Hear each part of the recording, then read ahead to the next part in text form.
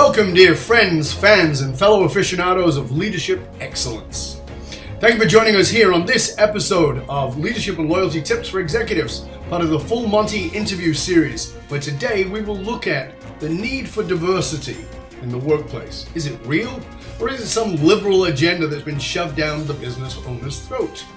Yes, I'm your host, Dov Barron. I'm the founder of FullMontyLeadership.com, one of Inc. Magazine's top 100 leadership speakers to hire. Thank you for that.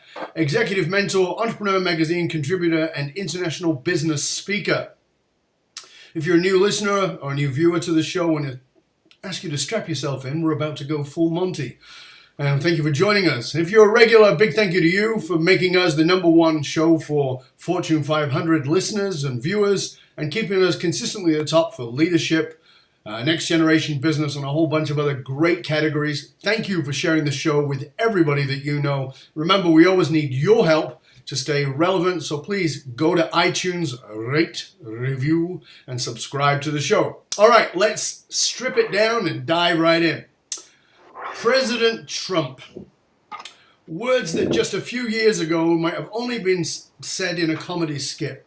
However, Trump is coming.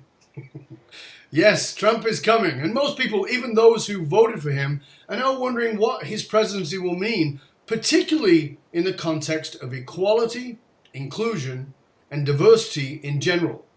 My guest today is Willie Jackson. He is a diversity consultant and a technologist who assists thoughtful brands connect to new markets and opportunities. In 2015, Will launched Abernathy, which is now the leading online magazine for black men. Willie currently serves as a technical lead for Seth Godin's altMBA 4-week online workshop, which is for high-performing individuals who want to level up and lead. So please put your hands together and welcome our guest today, Mr. Willie Jackson. Woo! The crowd goes wild. What a great introduction. Good to have you here, mate. Thank you so much. How are you, though? I'm great. I'm really happy to have you on here. I will sort of give everybody a bit of background that you and I, we met in New York about a month ago at a great dinner put on by a mutual friend of ours. And we sat next to each other and, of course, didn't know each other from a bar of soap. And somehow, some way, the conversation got to the stuff about your magazine and about what you're doing. And I said then, you know, I want to have you on the show because I think this is a very important subject and something that today more than ever, I think we really, maybe more than since the late 60s, we need to have this conversation about diversity and inclusion and all those kinds of things. Tell us, I mean, you know, I just mentioned that you started Abernathy Magazine, but what did you do before all that? Where did you come from? You didn't fall out of a tree somewhere, so... No, well, I did before, because I grew up in Florida. I'm originally from Jacksonville, Florida, and I was a technologist. I'm a technologist by trade, and I've made my living more or less helping technology organizations solve complex problems. So once upon a time, there was a company well, there's still a company called Accenture, and I made my living there for almost 3 years exactly. So I was doing the traveling consultant thing. I was on a plane twice a week. I was living the dream until I wasn't, and then I, set sail to find some more interesting work. So what was the turning point for you? Because I think that in all of our lives, you know, I've said this for years, and I think it's never more true than it is with millennials. You know, they go to university to get a degree in something they're never going to have a job in. So, you know, True. I think that for not millennials just specifically, but for all of us, I think that we sort of set off on this path, and for whatever reason, something comes along and sort of becomes a turning point. What was that turning point for you? Yeah, it was an interesting progression for me because I did get a degree in something that I was able to make a living doing, and I still derive income from that expertise. And this is a separate conversation, but I'm actually grateful for my expertise in technology because it's a way of thinking about complex systems. So we can set that aside for now. But for me, it was less about the work that I was doing and more about how I was doing it, why I was doing it, and who I was doing it with. So I looked around at the senior executives and the partners at the company, and I saw what came after 18 years of giving your best years to this nameless, faceless behemoth. And I just didn't want it. 2.5 divorces, a convertible, and a boat, a 2-story house. I can get that stuff on my own. So I really had some doubts at the outset. Once the excitement of having a great job after school wore off, I was on a plane all the time. And, once I settled into that lifestyle, I found myself feeling a bit empty. Mm. So, but at that point, like you said, you're on the plane.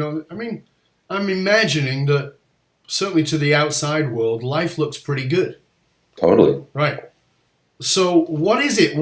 I'm always want to know that from people. Like, sure. What is that part underneath where you go, this, for many people, and it may not have been for you, but for many it was like, this is a gilded cage. Like, because they're looking and they're going, oh, Will, you got the job, man. You're on planes, you get to see all these people, you get to go these places. And yet for you, it's not that. What was it? Yeah, for sure. I think it was less about a turning point consciously and more, in some ways, my body made the decision for me. I was doing some work on the side, some technology consulting for friends, work that really interested me. And some of this work involved some late nights and figuring things out before the next morning. And that lifestyle naturally conflicted with what I was doing. If I have to be up early in the morning, I can't be up late at night working. So you can do both of those things, but you have to pick one. And so that brought a bit of tension. But really, for me, it was this internal tension around not really wanting to do the kind of work that I was doing in that format. So it's consultants, and there's always some tension around these highly paid consultants coming in and taking jobs away. There's this stigma in American culture with the IT consultants, technology consultants, management consultants coming in and taking jobs. It sounds a little bit familiar, and it was just something I didn't want to deal with. I can navigate those politics, but I thought, why do I have to do this? Why am I working with people who don't really want me here? And so as time passed, as I put more work and effort into my side projects, and that side of my life started taking off, there was just more and more tension. And things really came to a head one time. One day I was on a $400 million project. That was not a verbal typo. I was on a $400 million project in Pittsburgh with a company called U.S. Steel. And, the winter was gray. I'm from Florida. I don't do gray very well. The winter was gray. Everything was slush. It was just taxis and takeout. And that lifestyle in and of itself wore on me. But it reached the point where I needed to learn a particular set of skills by a certain period of time, by a certain point in time, in order for me to carry it forth. Because we had brought on some external consultants, I think they were in from Thailand, to teach us this particular piece of software. And I wasn't really interested. I didn't want to learn it. I didn't want what came along with that. I didn't want, and the stage was set.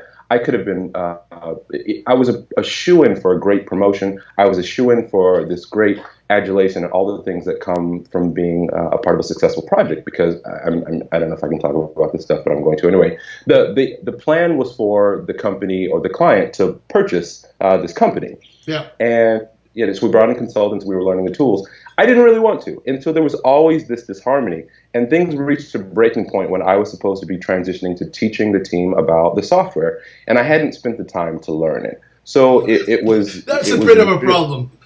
It was really awkward. It was really awkward. I'm quick enough on my feet to, we were doing a video chat. I was it's just audio, I believe. I was living in Atlanta at the time. And, oh my goodness, I had a meeting set up with a side hustle client of mine. He was an attorney in Midtown Atlanta. And right after that, I was supposed to give this talk and, guide the team through this process. And of all places, I went to a cafe where they had music playing, and I needed to get the receipt with the Wi-Fi code. It was a mess. So, I asked them to turn on the Wi-Fi a little bit, and I was trying to find my quiet corner of the cafe so I could do this call with my team in Pittsburgh and all these terrible people I didn't want to work with. And it was a mess. I didn't really know what I was doing, and we had some technology issues. So I said, guys, this isn't working. It was a Friday. I was like, this isn't working. Let's do this on Monday when I'm on site. And so no big deal. But I didn't want to do it. I still didn't. So things came to a head. There was this public discomfort. And I ended up having two panic attacks that evening, that weekend Wow. rather. One that evening on Friday, and one when I was getting ready to pack and head back to Pittsburgh. And that's when I called it. I called my all the people you're supposed to call in the company. I called my parents. I was like, "Yeah, I can't do this anymore." And that was it for me. I can tell you Wow. more about this, but I wanted to pause there for Yeah, the real turning but point for me. that's an important thing. I mean, because I think that, again, it's my belief that there's an internal guidance system. We all have one, but unfortunately, it broadcasts very well, but we're a bit deaf, and we don't Sure. really pay attention. And so often I hear these stories of a panic attack. That's more common now than it ever was. Like feeling massive overwhelm, and it's like your body saying, "Stop. That's it. We're done." Right. And we're all driven to be disciplined and high willpower, and we do that in some cases, literally willpower, willy power. But there's a point when the body just goes, the mind goes, the emotions go, we're done. So how do you go from that to Abernathy Magazine, which is the leading black male magazine online? That seems like a giant jump. It was and it wasn't. So the challenging part wasn't just the circumstances. I had a mortgage, I had a big house in the suburb. The challenging part was the story I was telling myself about the work. My father grew up in utter poverty, and he grew up on a farm. And so, he sees me with this great job right out of college. I'm 22 years old with a 5-bedroom house, and I'm living the dream. And I think there was a part of me that wanted to make him proud. Unfortunately, I still have both my parents. My mom understands me. When I told her it was time for me to quit, she was the last person surprised. She knew since I was in Pampers that there were some things that I was going to want to do and some things I wasn't going to want to do. But it was complicated by the fact that I had this lifestyle. I was used to a certain comfort of a certain standard of living, and I didn't know what I was going to do next. So I was like an IT generalist, but you don't teach enterprise technology in college. You just get your degree in university. And so there was all this tension around, if I don't do this, what do I do next? Am I going to work at Starbucks? Am I going to get a help desk job? I'm not above these things, but that path was fraught with all this emotional labor that I was unprepared to deal with. But it dealt with me before I dealt with it, and it was just so much tension. So I left. I was able to live on my own terms. I told my manager at the time, it was so funny how it worked out. I agreed to fly back to Pittsburgh for that week. The flight was already booked, so I was going to come in. And the agreement was that I was going to take 2 weeks off after that. It just so happened that I had scheduled to be at this retreat. Shout out to Pam Slim and Charlie Gilkey. I don't know if you know them, but they have something called the Liftoff Retreat. And it was for creative entrepreneurs looking to take their business to the next level. And so I had already scheduled to be in Mesa, Arizona. I think it was like this ranch in Sedona. It was beautiful, the Southwest native culture. It's just a place alive with a wonderful healing energy. And it was just what I needed. But as I look back at the pictures taken during that time and just where I was probably 40 pounds heavier. I was depressed. I felt like a shell. When I narrate it, I say I was a shell of myself. I felt broken. I just felt so cracked open, and I didn't know what I was going to do next. So it was fortuitous in that I was able to take some time off, but I also had this really strong tailwind going into it because I went to this retreat, a bunch of crazy people like me, figuring out how to make a living in this scrappy world. And it was people who I identified with anyway, business owners, people from all corners of the globe, running online businesses.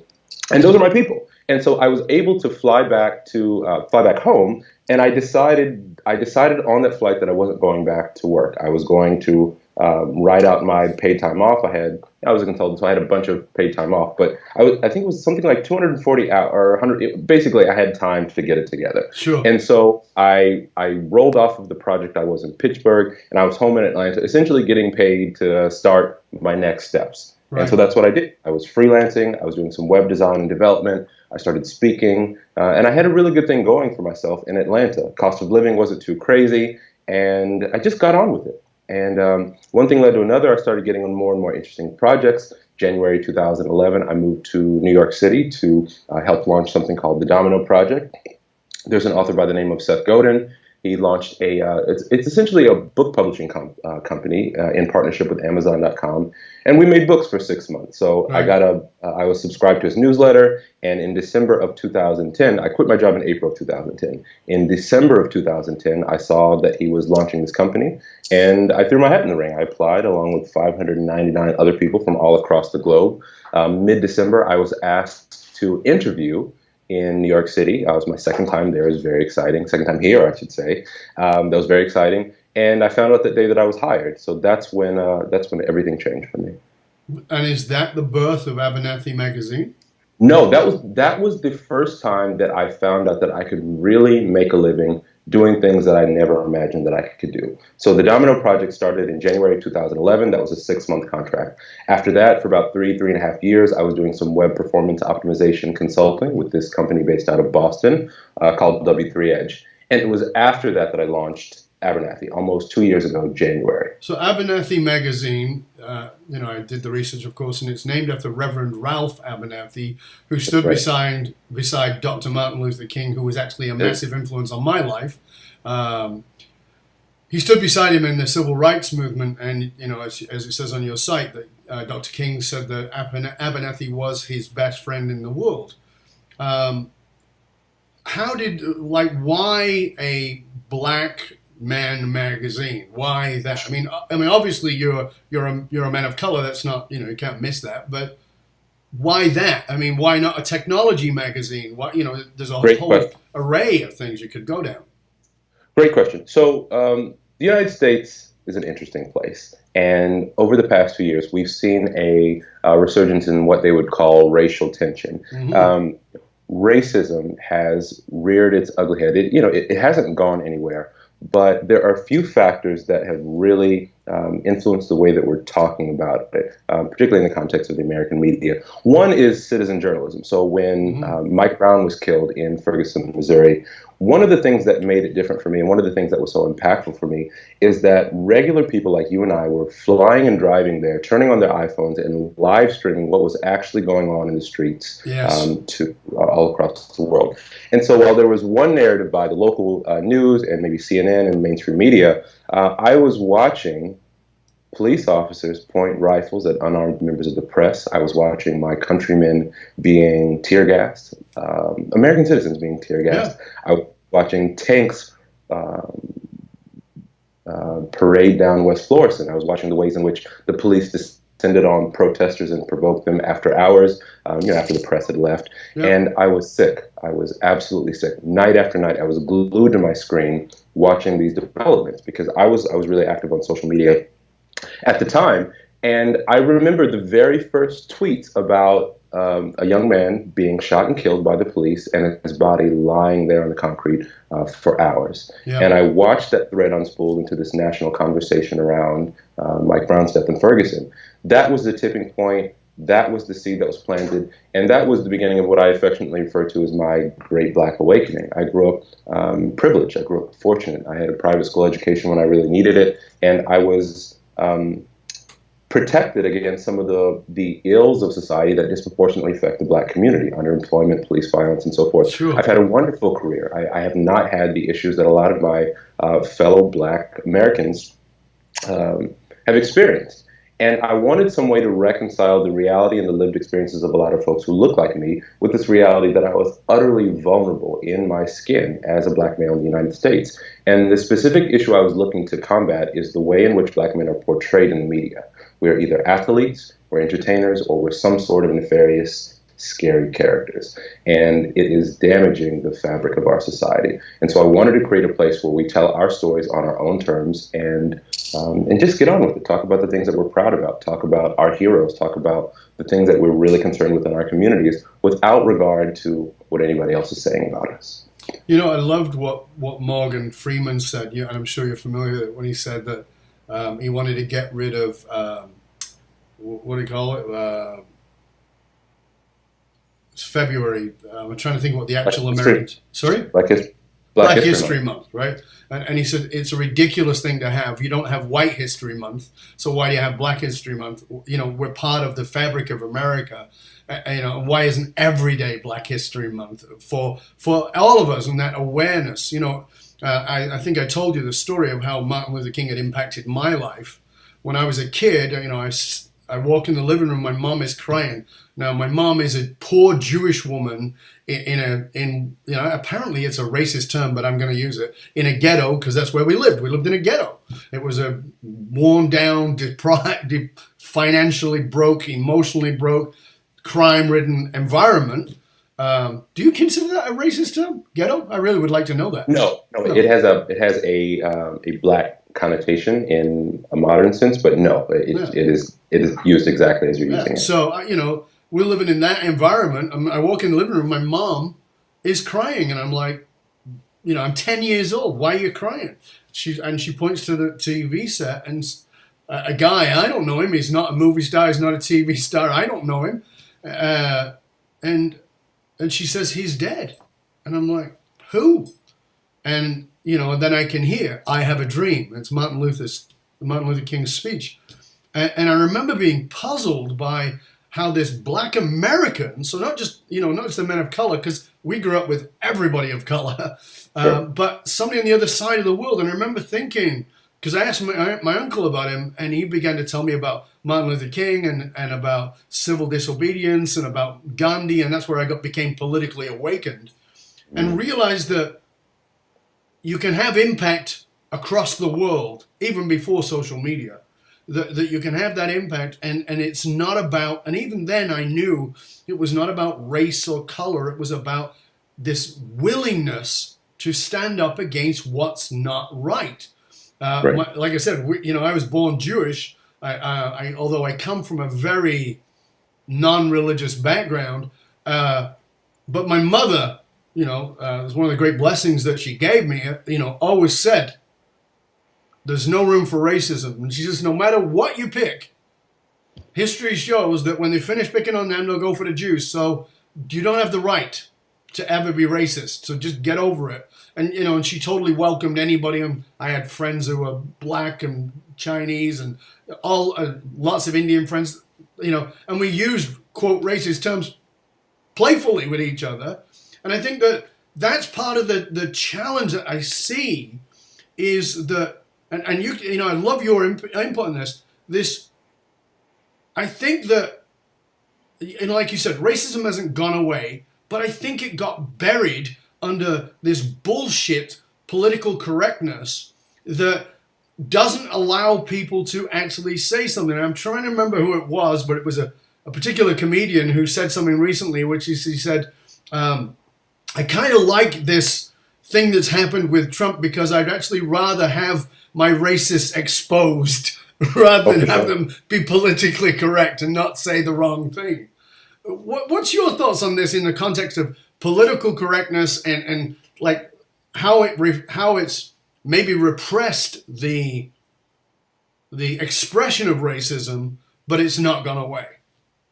Yeah, there's no question that our culture of political correctness is deeply impairing our ability to have real conversations about race in America. The American brand of racism is particularly interesting because, unlike West Germany, there has never been public education around what we no longer do. So as a culture, we don't say in America, we are no longer racist. We don't treat people like this. This is not how we behave. There's not public education around that. There aren't avenues to eradicate that from the way that we operate. And because of how America came to prominence as an economic superpower, it is impossible to just skip over this legacy of racism and oppression and genocide and slavery and just skip ahead to Barack Obama and expect everything to be okay. The response to Barack Obama is President-elect Trump. Yeah, I totally believe that. I think that, from my background with my understanding in psychology is, we know that the mind works in polarity, and that mental polarity gets reflected into the culture. And so you finally, I remember my wife and I stood and cried together. My wife is a lady of color as well, but we stood and cried. I mean, like, oh my God, we had George Bush who couldn't complete a sentence, but he was the decider. To go to Barack Obama, who was giving these wonderful speeches and, was eloquent and clearly intelligent, and was the voice of change and hope. And that was an amazing thing. Now, I will tell you that I wrote a piece about 2 years later that it was called Obushma. And the piece was called Obushma, and it talked about how George Bush didn't have a lot of brains, but he had a lot of balls. And, when he did his executive orders, he really just went, screw you, I'm the boss, and that's it. And Obama, I think in many ways is restricted even in his behavior. I mean, I'm trying to remember, it was one of the comedians said, oh, it's coming to the last days now. I wonder if he's going to go all black on their ass. Like, just go gangster, because I think I have a lot of criticism of Obama. I won't deny that. But I think he's been the most gracious president possible. Because I don't know if I could have had the shit thrown at me that he's thrown at him that is clearly racist. Unbelievable. And not blow your top. I don't know how you do it. And, the shit he say about his wife and his children. I mean, my head explodes. I don't get it. That being said, racism is not going away. It is surfacing clearly, even more, as you said, with the backlash now, which is President Trump. What do you do because you're brought into companies and organizations? What do you do to have them grasp the value of diversity and the importance of diversity? Because it seems like now it would be easier than ever to go, It's a great question. One of the things I find that most people need more than anything is to feel heard and understood. So what I primarily try to do with my life and my story, using the utter contradiction of me being a black male in America who's enjoyed a wonderful career in tech and other industries, is embrace the fact that none of this makes sense. It just boggles the mind that in 2 generations, in my case, for example, my family has gone from sharecroppers to, homeowners. Like I bought a big house in the suburbs when I was 22. My life has benefited dramatically from the kindness of people of all colors of the rainbow. Yeah. And, that contradiction has to be embraced because there's this notion, there's this idea that in order for there to be equality and inclusion, you have to take something from the people that have power. And I just don't think that's the case. And what's further, I don't think that the people in a position to be generous are opposed to it. And when you appeal to their higher self, and when you make people feel heard and feel felt and feel understood, and you give people a baseline level of psychological safety, I think people will surprise you every time with their generosity. Yeah, that's my experience. I fully agree with that.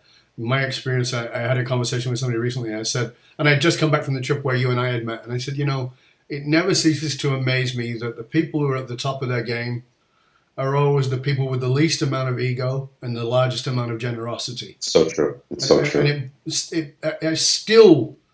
I'm so pleasantly surprised over and over and over again by the ego that I see is of people who are actually not there. And the people and the lack of generosity is people who are not there.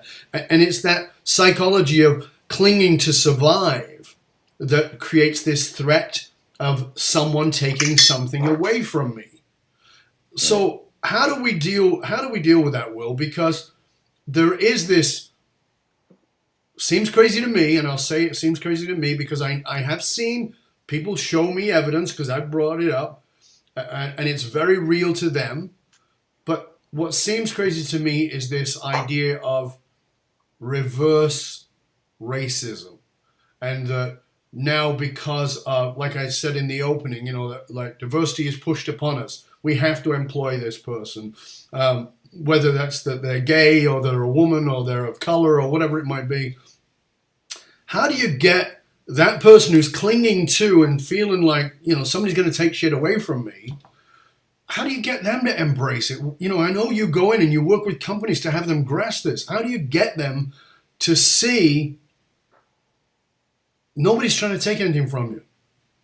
My first order of business is not to be understood. My first order of business is to understand.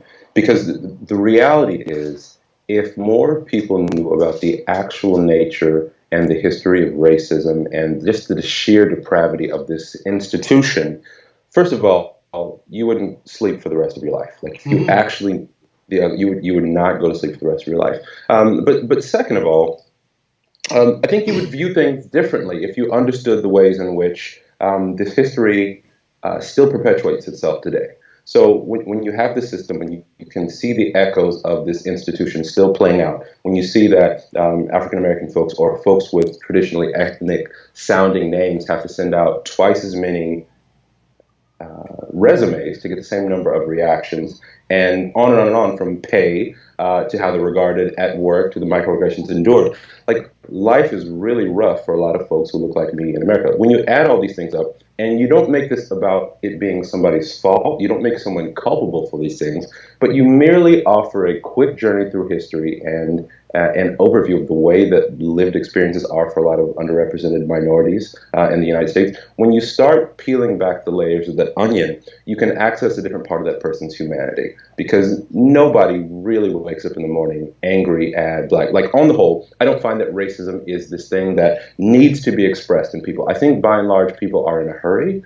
I think by and large people are ignorant. I don't say that in a pejorative sense. People literally do not know American history because it has been removed from the history books, and that's why we need Black History Month, or that is thinking behind Black History Month. That's why I created a magazine specifically focused on the Black male experience. But I really think this is mostly out of ignorance that we operate in this way. And there are shortcuts that we take based on survival habits, based on the fact that we are mammals, looking to adapt to a crazy and a changing world. And we are utterly disconnected from each other. Post-traumatic stress disorder, anxiety has never been higher in these major cities. We live on top of each other and utterly disconnected. Our communities are segregated. We are a medicated population. We medicate our kids. We're not in touch with our bodies. We're not in touch with ourselves. We don't have relationships with ourselves. We don't spend time in nature. There are all these compounding issues that just make the workforce issue, it just blows up. It's a powder keg of pressure because we're not talking about it. The tears of relief that result from just having real conversations about racial tension and racism and this guilt that many Americans are carrying around this is mind-boggling. So I consider it a gift and a service to the organization, and to be a pressure release valve. So a lot of my work isn't necessarily global strategy and how we're going to get the number from here to there. A lot of my work is really preparing companies for the nature of this journey around the conversation. Because if I can equip an organization to reliably hold the kind of conversations that foster empathy, they can do anything. They know how to do business. We just haven't brought those modalities into the areas of diversity and inclusion. And that's my work right now. So what kind of an organization would bring you in?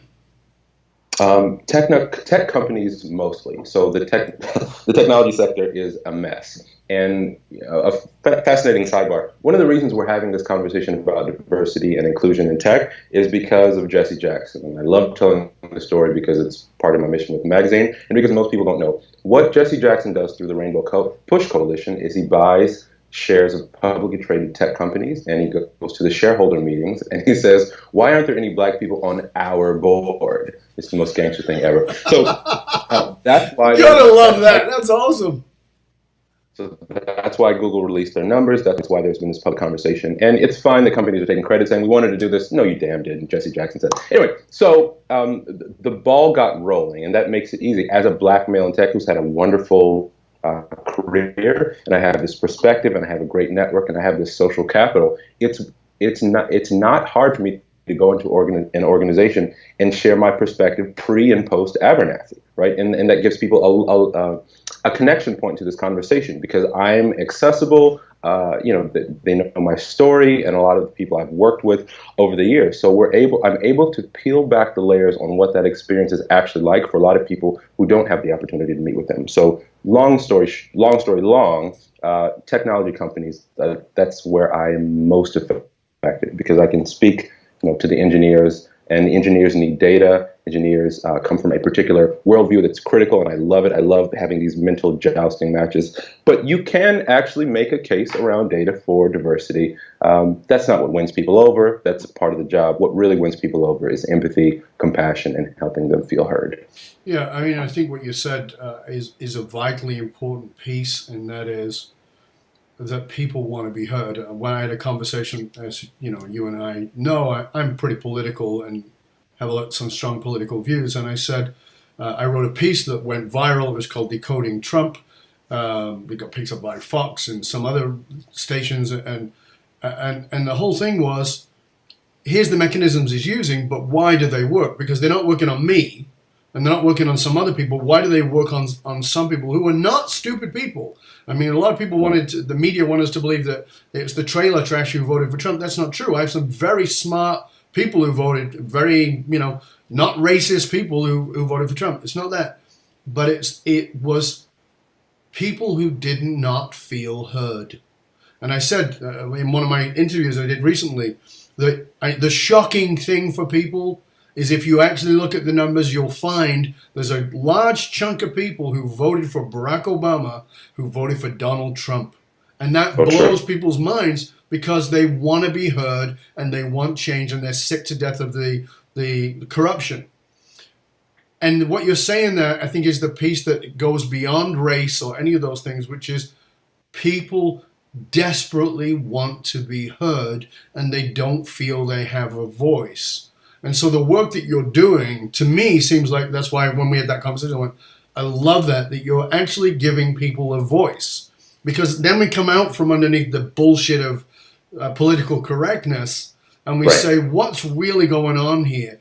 That maybe I've framed as racism, maybe I've framed for myself or for another, but in fact what it is just pure frustration and agitation at not being heard, not feeling like I have a voice. And I think that anybody, including yourself and anybody else, who facilitates that voice, and you said something I think is vital, the commitment to being interested over interesting is vital. Giving people that voice is one of the reasons that I love doing this show, is giving a voice that would not be heard, that is in the echoes far beyond to the front, to bring that forward. It's vital. So I want you to know that I really appreciate, recognize, and honor that you are facilitating that voice, because I think then we get from it being generalized as racism or whatever it is, and rather, as you said, shifted to a place of empathy, compassion, and caring. Right. Thank you for saying that. If we take a broader look at equality, inclusion, diversity, as of, I think it was June 2015, there were 24 female CEOs in the Fortune 500 block. According to Ronald C. Parker, CEO of Executive Leadership Council, there were as many as 12 black CEOs at one point in the Fortune 500, and only 5 CEOs as of 2015 who were black.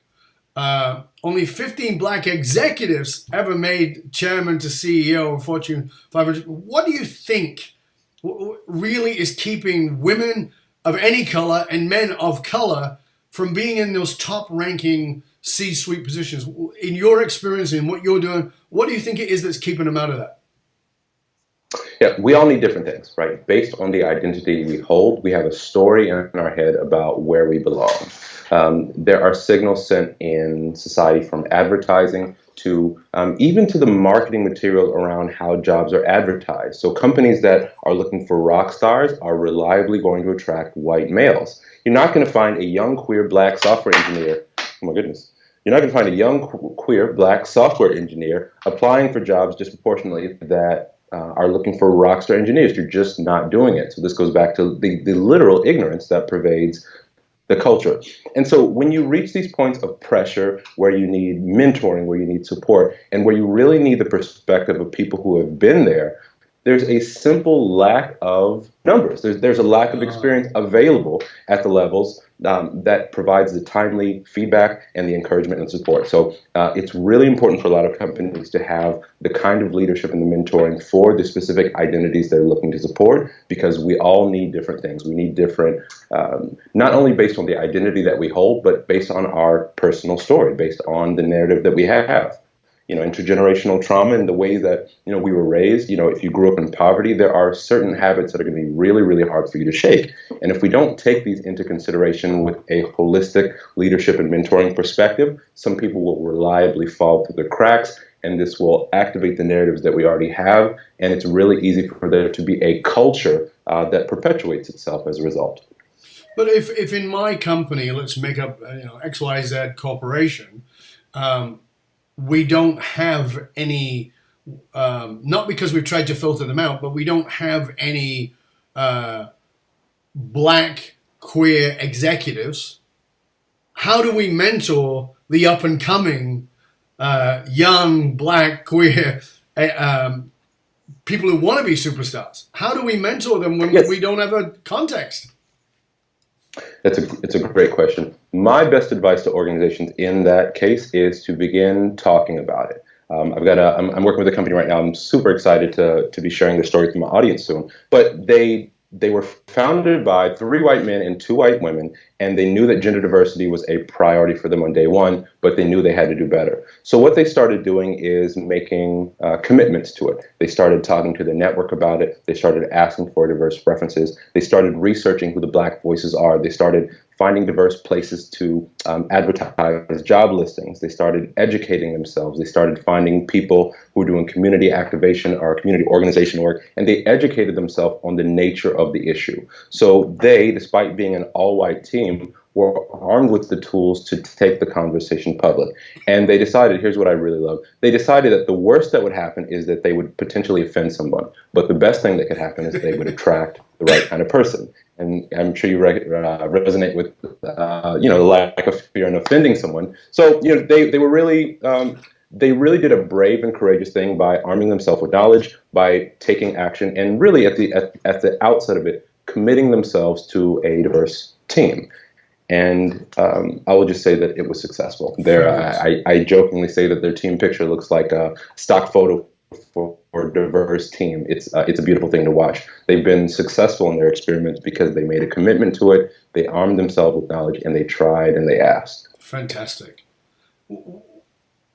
How, in the simplest terms, how does diversity benefit a business?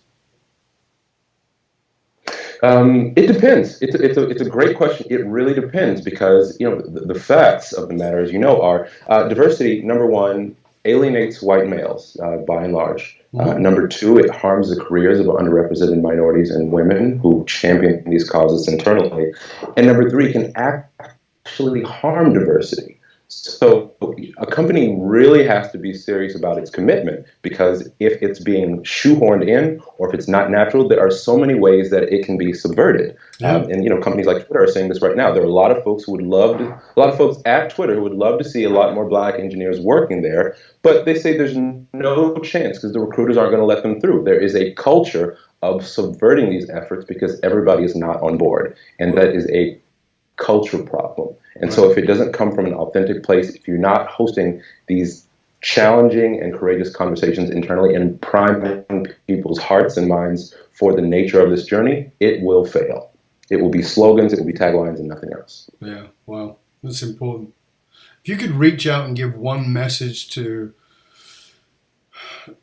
not just African American people, but people of color that are going into the workforce or are in the workforce and facing these things, what would be your message to them?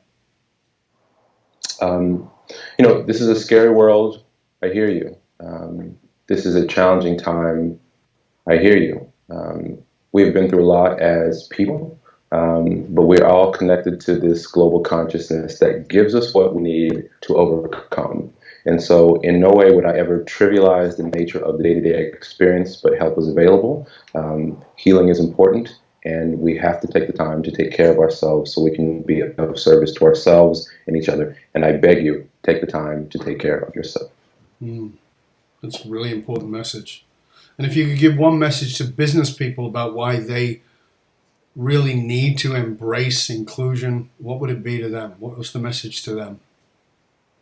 Do it for yourself. Do it for your kids. Do it for your soul. Don't do it because it needs to be done. Don't do it just because it's the right thing.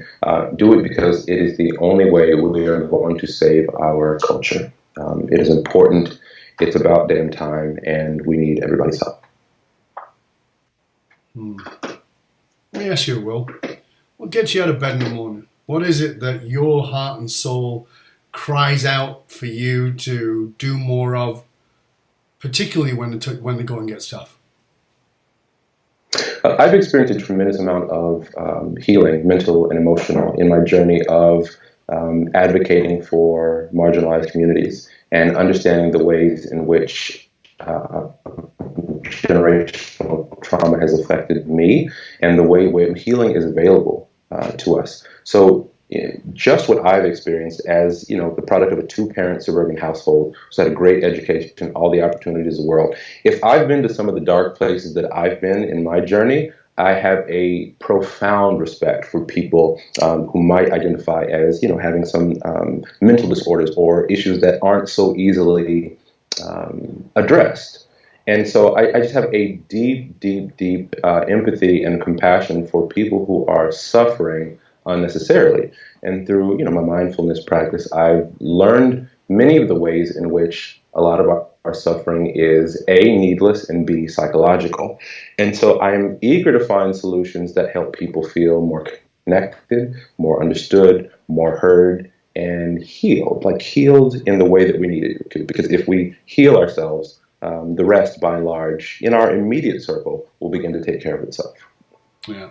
Profoundly important. I want to thank you for joining us. Thank you for being on the show. It's been great having you here. It really has. I think it's an important conversation that I think we all need to be involved in more. And I think that part of the way that we do that is is stop. Just as we need to stop judging people of color in a certain way, we also need to stop judging people as racist based on social political correctness and really, like you're saying, open those conversations, really listen to people, because I think your point here, and it's so important, is that what's underneath the racism is ignorance, meaning I don't know, not as in you're an idiot, but as in you just don't know. And finding out that, being that ear, being willing to listen, vitally important. And it's a vitally important message, and I really hope that our viewers will really take the time to listen, watch, and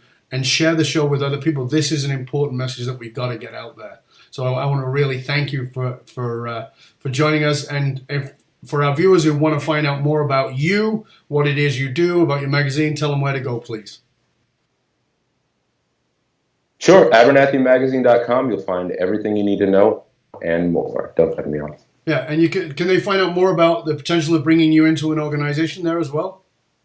Oh, absolutely. You can get in touch with me through that magazine. My personal website is williejackson.com, WILLIE, Jackson.com. I'm really easy to find, and I'd love to talk. Fabulous. I hope you just stay with us for a few more minutes, Willie, while I just sign off and say goodbye to everybody. I want to thank you. It's been really great, and I want to encourage you, dear viewer, dear listener, to take the time to really pay attention here and really consider the depth of what it means to embrace diversity. Not because, as Will just said, not because it's the socially correct thing to do, but because actually some part of your heart, your soul cries out for that. And I want to say, if you're truly serious about having the kind of laser beam clarity that will cause massive positive disruption and build a culture that develops the next generation of leaders into not only who they want to be, but who they need to be, and create that 10x engagement and productivity, reach out to me, Dov Barron, through fullmontyleadership.com. Full Monty, like the movie, leadership.com. And I want to also remind you to stop by and go to matrix.fullmontyleadership.com, matrix like the movie, .fullmontyleadership.com, and you can get your authentic leadership matrix self-assessment tool. It's $197 value. You get it absolutely free because it's in beta. So again, matrix.fullmontyleadership.com. Find out what your authentic leadership skills and strengths are. I want to thank you for joining us here on Leadership and Loyalty Tips for Executives, part of the Full Monty interview series. I want to thank our guest, Mr. Willie Jackson of Abernathy Magazine. Pleasure to have you here. And again, I'm your host, Dov Baron. Thank you for sharing the show with everybody that you know. Remember that we need your help in staying relevant, so please go to iTunes, rate, review, and subscribe to the show. Come on over and subscribe now on YouTube, Dov Baron Leadership, Dov Baron Full Monty Leadership, rather. Connect with us on LinkedIn, follow on Twitter @the Dov Baron, and publish new blogs, videos, articles every Tuesday and Thursday on all of the outlets, and you can find me everywhere. So until next time, stay curious, my friends. Stay curious about how you can listen even better.